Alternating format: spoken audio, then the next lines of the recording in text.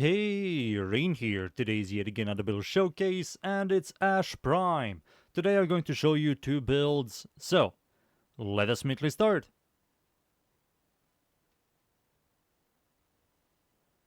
The first build is the Bladestorm build. This build is going to focus around his fourth ability, Bladestorm, to assassinate enemies to see big numbers. And the mods I'm using here, we have Growing Power, Intensify, and Transient Fortitude for ability strength. This is more than enough ability strength. Parachute Fitted for knockback immunity. If you don't have this, it's absolutely fine. You can use Power Drift. Continuity and Narrow-Minded for ability duration. You do need duration for this build. Prime Flow for maxing energy. This is mandatory because of purple shards. Equilibrium for health and energy economy. Arcane Stretch for range and a little bit of energy economy. If you don't have this on you or you don't have the capacity to use Arcane Stretch, it's fine. You can use the normal stretch. And the final mod is a augment for his third ability. Teleport Rush. What this augment does is when your second ability is active and when you kill enemies with your third ability, you prolong the duration for your second ability. Not only that, you also get Parkour Velocity. If you believe that this augment is unnecessary or you don't like the third ability at all, you can of course remove the third ability for helmet ability, keep the first ability, and you can also use like the first ability augment, which gives you the armor strip. The armor strip doesn't work with his fourth ability because his fourth ability bypasses armor, but if you believe the armor strip does more than the third ability and the augment, you can use the first ability instead. And there you go. These are the mods. For the Arcanes, Arcane Crepuscular, while invisible, we're always going to be invisible thanks to his second ability. This is going to give us 3% ability strength and 3x final critical damage. This final critical damage works with his fourth ability, which is very good and it's mandatory. The second Arcane, you can choose between Concentration, giving us ability duration. You can choose Multi-Augmented for ability strength. You can also use something like Fury, this mod, which gives us melee damage. This works with his fourth ability. So you can do whatever you like. This is a flex mod, technically Arcane. These are the Arcanes. The stats, as you can see.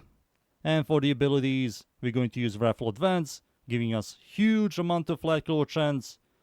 This works with his fourth ability, because his fourth ability has a horrible base critical chance and scaling critical chance on such a horrible base, weapon. It's not good. But Raffle Advance gives us the flat critical chance, which means we're going to have a consistent orange into red crits, which is so much better. And yet again, you can remove the third ability for Raffle Advance or the first ability for Raffle Advance. And that's it. These are the abilities, the stats, mods, Arcane, and now it's time for me to show you the second build. The second build is a gun buffer build. This build, we're going to focus on buffing guns, of course. We're going to remove the fourth ability for Rhino Roar, Raffle Advance, or Zatas. It all depends on your gameplay. For example, if you like melee weapons, you're going to use Raffle Advance or Rhino Roar. If you like secondaries and primaries, you're going to use Zatas Whisper or Rhino Roar. I will show you with Rhino Roar. We also have the first ability augment, Seeking Shurikens. With this augment, you're going to armor strip with his first ability. Second ability augment, while invisible, you're going to get a little bit of critical chance, which helps.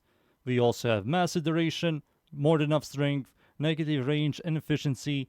Energy economy is more than enough with these two, plus companion, so you don't have to worry about energy economy.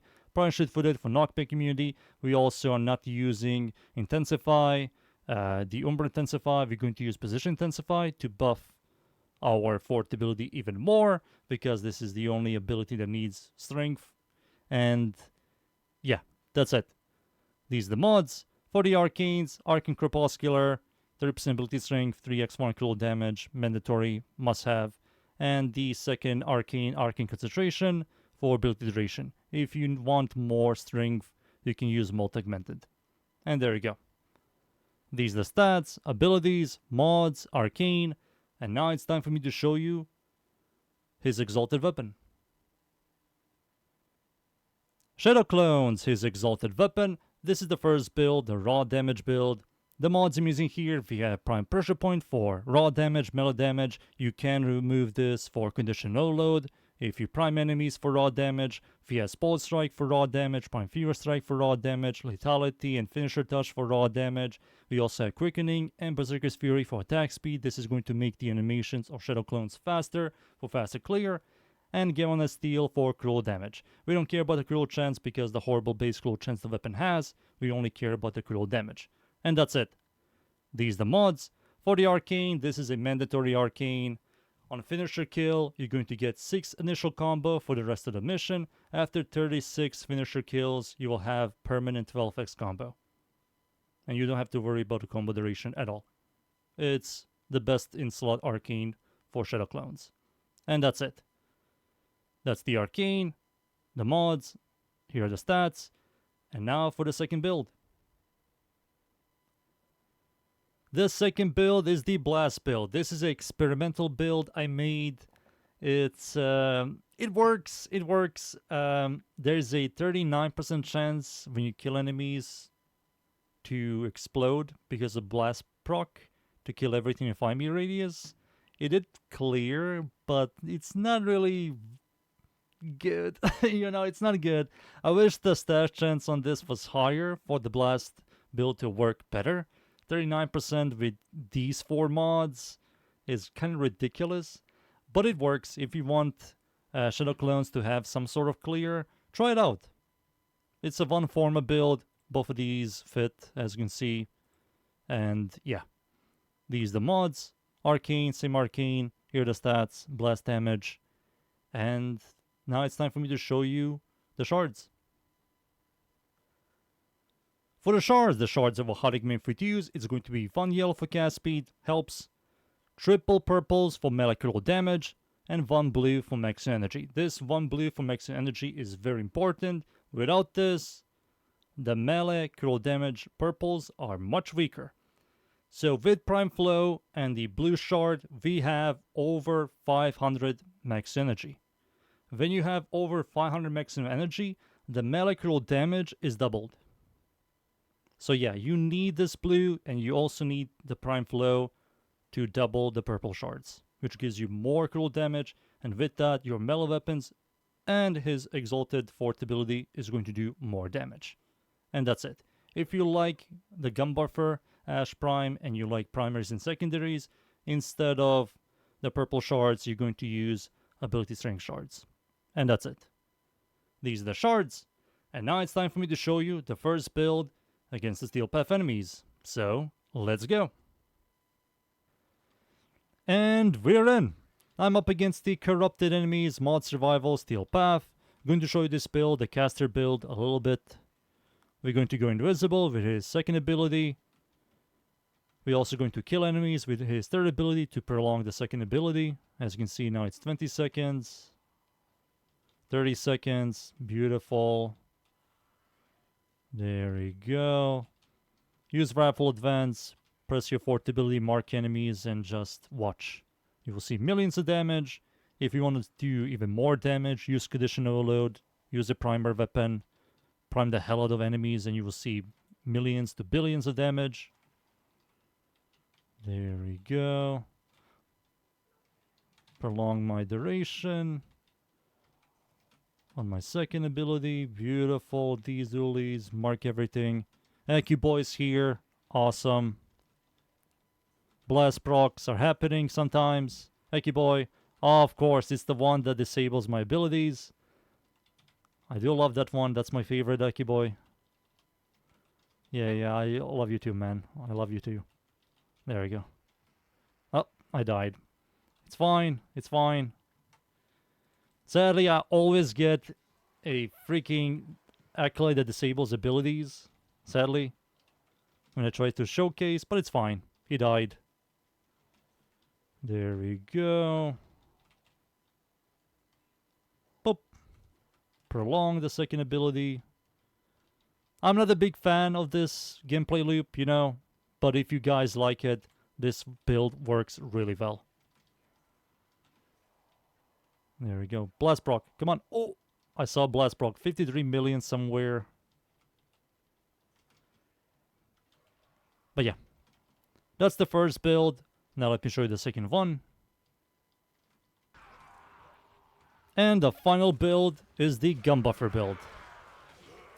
With this build, we will go invisible. Survival ability also gives us critical chance because the second ability augment. We're going to buff ourselves with our fourth ability, Runner Roar, Wrathful Advance, Zatas, depends what you have.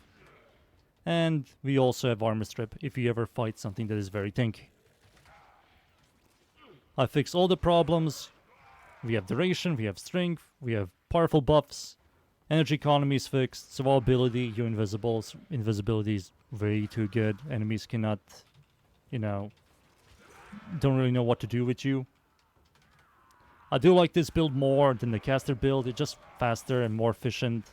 Works in more game modes than the caster build. The caster build does do a lot of damage, but it's very janky, very outdated the way it functions, the way it feels. Certain enemies you cannot target, and it's also very bad in groups. Allies would do a lot more than you will. But don't make me stop you. If you like the caster build, go for it. There we go. Boy's here. Beautiful. Armor strip. Boop. Goodbye. Let's repeat. He's also a better Loki. Both of them have invisibility. Both of them remove their fourth ability for Rhino Roar, Wrathful Advance, Zatas, right? But Ash has an augment, which gives him Armor Strip, and Cool Chance, which is more. Plus, Ash's passive is better than Loki's by a lot. But yeah, I believe you guys seen enough. Those are two builds. Time for me to leave, boys. And be right back. And there you go. That's Ash Prime and his builds. I hope you guys enjoy the builds. Thank you yet again everybody for watching. Leave a like and sub, and of course, see y'all next time. Thank you. Goodbye.